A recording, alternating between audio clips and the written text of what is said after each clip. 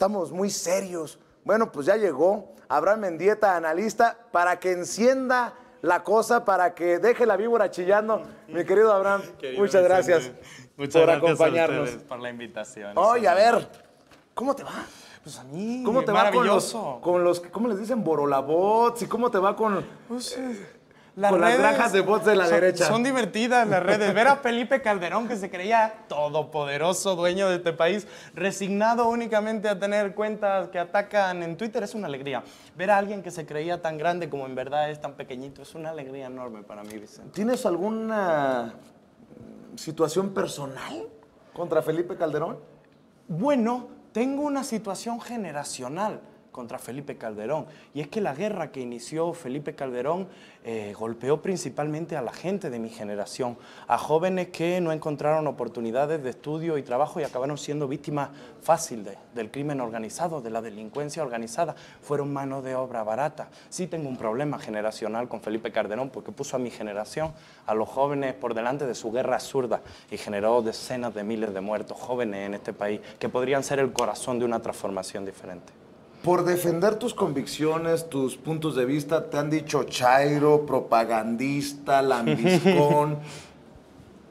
¿Quién es Abraham Mendieta? Participar en la vida pública tiene siempre consecuencias. Dar la cara siempre tiene consecuencias y eso hay que asumirlo, está bien.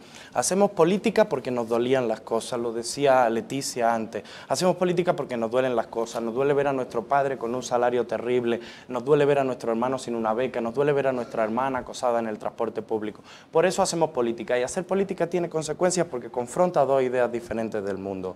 Yo soy una persona que llegó de intercambio a la UNAM en el área de ciencia política y que me enamoré del país. Yo venía del partido Podemos en España, participé incluso en su campaña presidencial en el área de argumentario y discurso. Y pues yo simplemente quería seguir con mi carrera académica en la joya de la corona de este país, que es la UNAM, sin duda, ¿no?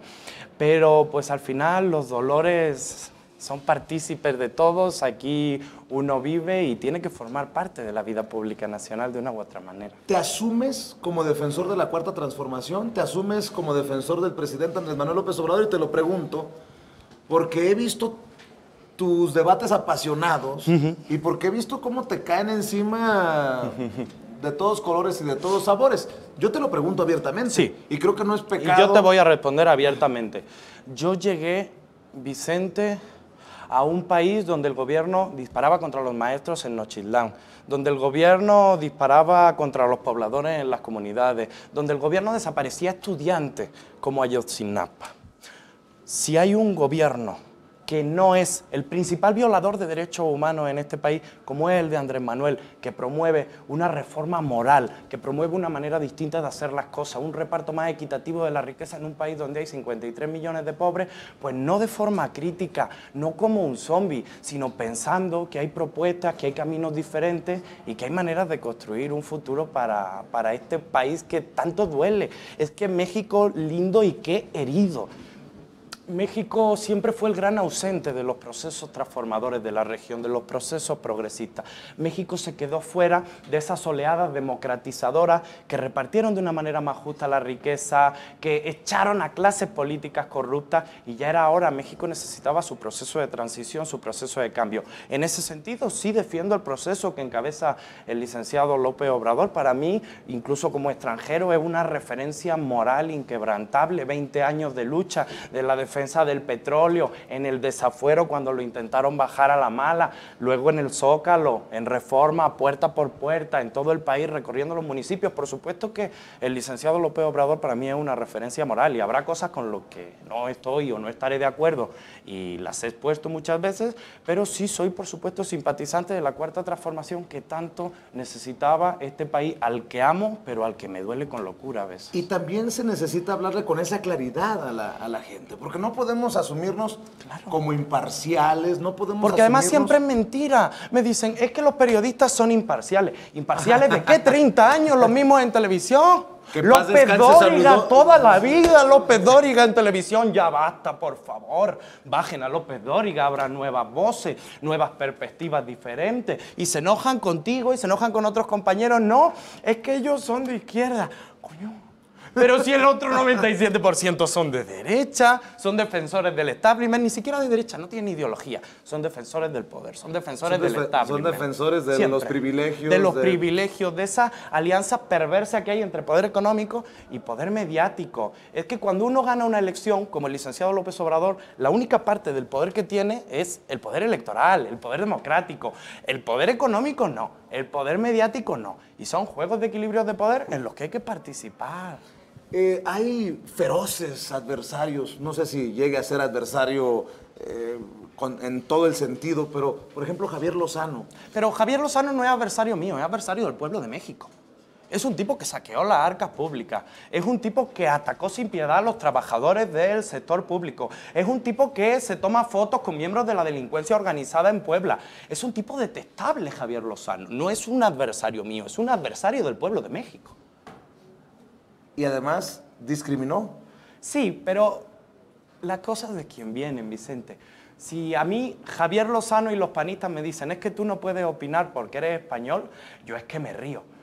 Me río porque Felipe Calderón, su principal consultor de campaña era Antoni Solá, español, que fue quien hizo la campaña negra contra López Obrador, un peligro para México. Me río porque fue Felipe Calderón quien hizo secretario a mi compatriota, que en paz descanse, Mourinho. Me río porque su problema no es que yo sea español, si ellos trajeron a la guatemalteca Gloria Álvarez a hablar de política. Su problema es que yo soy una persona de izquierda y progresista y que no le hago el juego y las risas como Gloria Álvarez le hace a la clase política más corrupta de este país. ¿Qué necesita México? Desde tu perspectiva, joven, de izquierda, definido, ¿lo estás haciendo aquí? Sí, abiertamente de izquierda, siempre lo he sido. Desde los 13 años participé en los movimientos Izquierda Unida en España y luego en los movimientos estudiantiles, siempre lo he sido. ¿Qué le hace falta a México? Ya tenemos este gobierno que dice ver por los más vulnerables, tenemos esta oposición moralmente derrotada. ¿Qué le hace falta a México? Pareciera que a muchos todavía acá abajo, entre los mexicanos de a pie, no nos cae el 20 de nuestra responsabilidad. Una, para darnos cuenta de lo que sí son ataques y campañas perversas de la oposición que buscan ponerle el pie, no al presidente, a México. Y por otro lado, ver cómo también, de alguna manera, ayudamos, empujamos para que las cosas sucedan en nuestro país. Mira, Vicente, ya hay un gobierno que llegó al poder de la mano del pueblo, eso ya está. Ya hay un poder judicial en renovación. Yo confío en Arturo Saldívar como en pocas personas, porque es una persona muy honesta y muy trabajadora. ¿Qué falta? Falta que ya que el gobierno del pueblo llegó al poder, pues sea el pueblo el que llegue al poder. Falta la gente en la calle, falta la gente movilizada, defendiendo las conquistas políticas y sociales que la Cuarta Transformación está teniendo. Falta combatir mucho la desigualdad y la pobreza, falta combatir mucho la inseguridad en la que décadas de gobiernos neoliberales mandaron a la población al olvido. Eso falta, pero yo creo que todo eso se construye con mucha gente. Esos 30 millones de personas que respaldaron en las elecciones al presidente, que yo creo que hoy son más, tienen que estar movilizados, ayudando, participando. Hace falta recuperar la alegría. Y además, creo que muchos se fueron con la finta. Ya votamos y pensamos que ya se iba a transformar todo. Es que la democracia es cotidiana.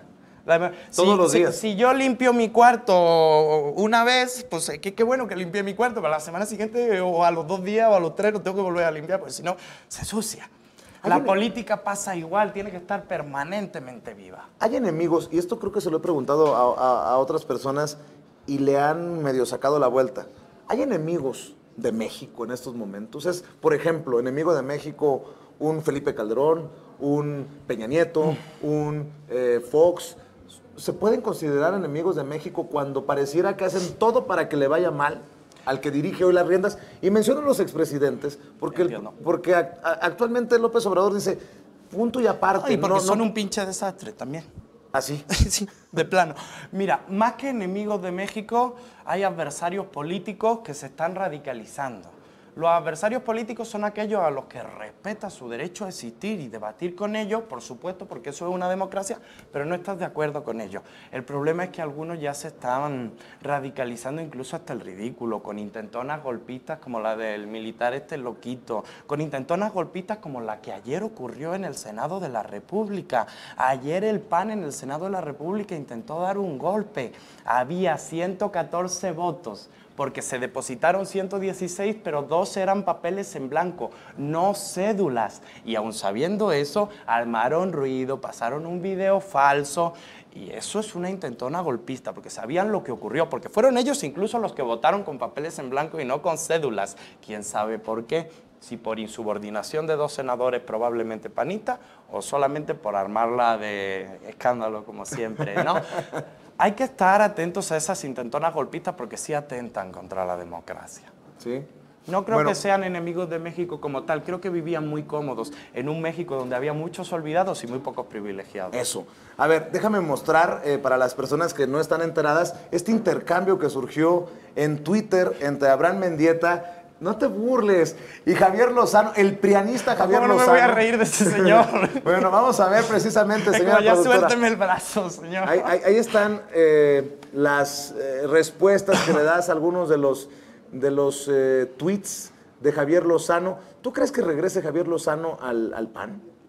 Pues yo qué sé, que se ha ido tantas veces del PAN y del PRI. Yo la vez que discutí con él en radio, en el programa de Loret de Mola, yo, como ya no sabía si era priista o panista, le decía permanentemente tus 2 partidos. Es que yo ya no sé dónde está. Yo sé que tiene un repudio generalizado de la población mexicana y no es para menos, porque fue un servidor público nefasto que usó el poder para interés personal. Déjame también aprovechar esta oportunidad para es un tipo muy cualquier pequeño, réplica. muy pequeño. No, quiero invitarlo para que venga y que le entre sin miedo. Por favor. Que también venga a debatir con nosotros desde su punto de vista, porque pues aquí tampoco te digo, es un poco más podemos educado, cerrarnos. quizás no te saluda. Yo la vez que fui con él al programa de radio de Loret de Mola, al principio nos saludamos muy lindo y tal, y después del debate, como no quedó muy contento con sus pésimos argumentos, pues ni me saludó para la salida, pero bueno, yo lo saludo a él porque yo sí tengo educación. Oye, a ver, Abraham, para cerrar, esta persona de apellido Álvarez, creo que es guatemalteca. Gloria. ¿Qué opinión te merece? Porque entiendo que desde la derecha, desde el conservadurismo, busca alebrestar el avispero. Hay una cosa de Gloria que me gusta mucho, y lo voy a confesar aquí en directo. Gloria Álvarez es guatemalteca, y la invitó el PAN a opinar sobre política mexicana. Así que ya no tienen excusa para decirme a mí que soy un pinche extranjero que no puede estar opinando. De eso de Gloria Álvarez me encanta. Ahora bien, sus ideas políticas son un desastre cuando no una chalaura. Pero creo que al igual que yo y muchos otros compañeros extranjeros que por distintas circunstancias somos migrantes, tiene todo el derecho del mundo a expresar su opinión, aunque su opinión sea verdaderamente un desastre. Pero bueno. Me tiene bloqueada en Twitter. Le pido a Gloria, por favor, si no ve que me desbloquee. Mi querido Abraham, te quiero agradecer por Vicente, acompañarnos. es un gustazo. Ya tenía muchas ganas de platicar contigo. Qué bueno que se da aquí en La Octava, en Éntrale Sin Miedo. Y lo que les digo a todos, espero que regreses muy pronto. Estamos a la orden. Mi querido Abraham Mendieta. Voy a una pequeña pausa, no se vaya para ningún lado. Despido con... A ver, Selén, ven para acá. Antes, señora productora, a ver, venga. Desde España, Abraham Mendieta trajo críticas puntuales, temas generacionales guardadas en su maleta. En Twitter se armó la reta de Abraham y Javier Lozano.